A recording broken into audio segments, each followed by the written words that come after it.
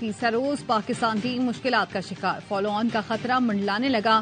230 runs پر 7 کھلاڑی pavilion لوٹ گئے۔ امام الحق 62، سعود شکیل 28، بابر اعظم 21، خرم شہزاد 7 رنز بنا کر آؤٹ۔ آسٹریلیا کی ٹیم پہلی اننگز میں 487 رنز بنا کر آؤٹ ہوئی۔ سپریم کورٹ کے حکم پر الیکشن کمیشن نے عام انتخابات کا شیڈول جاری کر دیا۔ پولنگ 8 فروری کو ہوگی۔ 19 دسمبر سے کاغذات نامزدگی حاصل کر کے 20 سے 22 دسمبر تک جمع کرائے جا سکیں گے۔ امیدواروں کی فہرست 23 دسمبر کو شائع کی جائے گی۔ اسکروٹنی 24 سے 30 دسمبر تک ہوگی۔ کاغذات نامزدگی منظور یا مسترد ہونے پر 3 جنوری تک اپیل دائر کی جا سکے گی۔ 10 جنوری 2024 کو اپیلوں پر اپیلیٹ اتھارٹی کے فیصلوں کا آخری روز ہوگا۔ 11 جنوری کو امیدواروں کی حتمی فہرست جاری کی جائے گی۔ 13 جنوری کو انتخابی نشان الاٹ کیے جائیں گے۔ ریٹرننگ افسران اور ڈی آر اوز کی ٹریننگ کا شیڈول بھی جاری۔ 17 اور 18 دسمبر کو آر اوز جبکہ 19 دسمبر کو ڈی آر اوز کی ٹریننگ ہوگی۔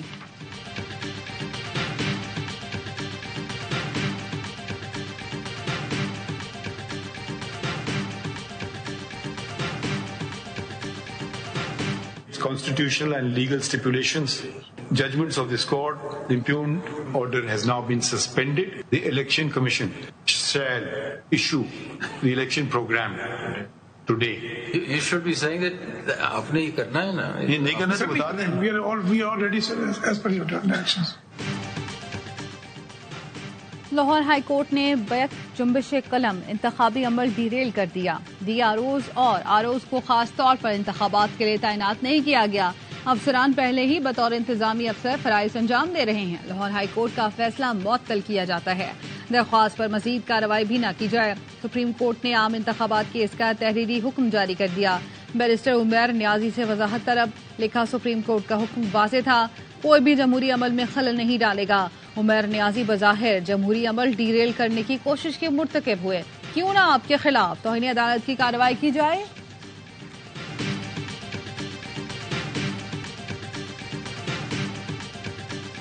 And now you are in that danger zone where fallout will be delay of elections. Absolutely, ma'am. They were waiting and seeing till that point of no return comes, then file the petition. And doesn't the learned judge realize all these things? Has he assumed the responsibilities of the Election Commission of Pakistan? Would it constitute misconduct on the part of the judge? In fact, it was. If he's violating an order of the Supreme Court, جو مرضی you wear a gown and then pass any order you want to. You cannot. Lahore high court کا جج توہین عدالت کا مرتکب ہوا، جمہوریت کو ڈیریل کرنے کی کوشش کی گئی۔ چیف جسٹس قاضی فائز عیسیٰ کے ریمارکس۔ کہا کیا جج نے اپنے ہی چیف جسٹس کے خلاف ریٹ جاری کی ہے؟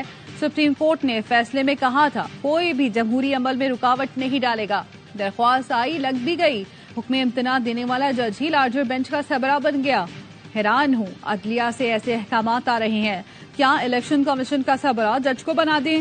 سپریم کورٹ نے پورے ملک کے لیے حکم جاری کیا تھا، ہائی کورٹ کے جج نے پورے ملک کے لیے حکم جاری کر دیا۔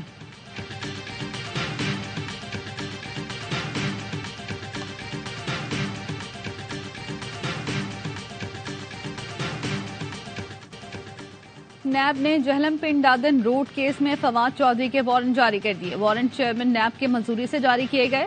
وارنٹ گرفتاری آئی جی اسلام آباد اور پنجاب کو بھیجے گئے۔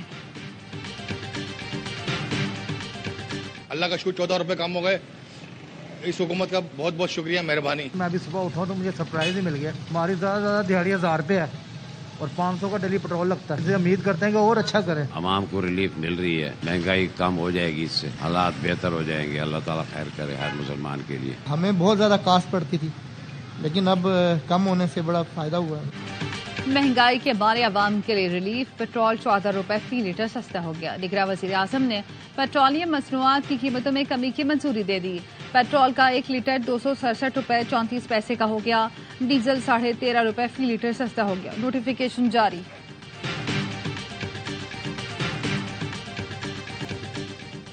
غزہ میں وحشیانہ بمباری کو 70 روز ہو گئے۔ عالمی برادری بمباری روکنے میں ناکام۔ غزہ کھنڈر بن گیا۔ 19,000 افراد شہید، 60,000 سے زائد زخمی، 8,000 سے زائد لاپتہ۔ گزشتہ رات بھی غزہ بمباری سے گونجتا رہا۔ مختلف علاقوں میں عمارتیں ملبے کا ڈھیر بن گئیں۔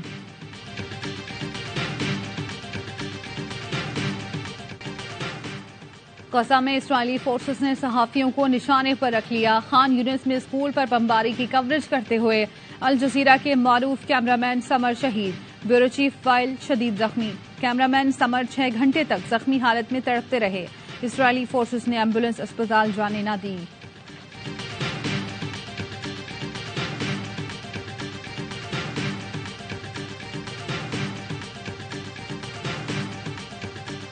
زخم جو کبھی مندمل نہ ہو سکے. سانحہ اے پی ایس کو 9 سال ہو گئے. معصوم بچوں اور اساتذہ کی قربانیوں کو کبھی فراموش نہیں کیا جائے گا. 16 دسمبر 2014 کو دہشت گردوں نے پشاور کے آرمی پبلک اسکول میں خون کی ہولی کھیلی. 69 بچوں اور اساتذہ کو شہید کیا. پوری قوم شہداء کے لواحقین کے ساتھ کھڑی ہے.